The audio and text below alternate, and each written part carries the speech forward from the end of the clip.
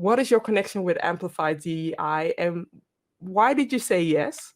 And why does it matter to you? Why does DEI, I know it's preaching to the choir, but why does DEI matter to you?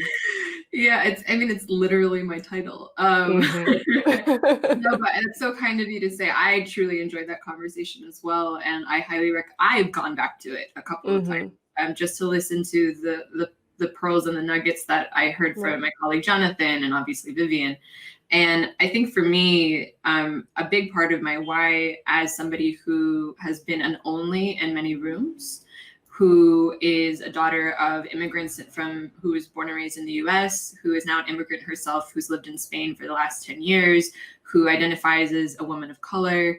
For me, it's really important that anyone who has felt like an only starts to switch that frame to, overlooked and ready to, be more represented and more, seen as their full and whole selves in the workplace. And that starts a domino effect of affecting more communities than just that one person who is the only at the moment, starting from only to one of many.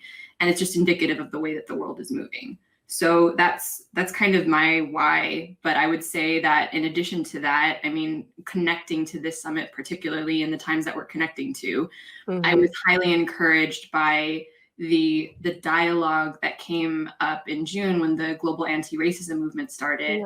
And I know for a fact that when there's anything related to diversity, equity, and inclusion, this was really like a reckoning moment in a way that I'd never heard conversations that deep and that profound as when that happened. And, now it's just, how do you continue to move the momentum forward? How do you continue to build on this movement instead? And so that's my personal connection to amplifying DEI, because we have to keep things moving. We have so many people's lives and livelihoods at stake.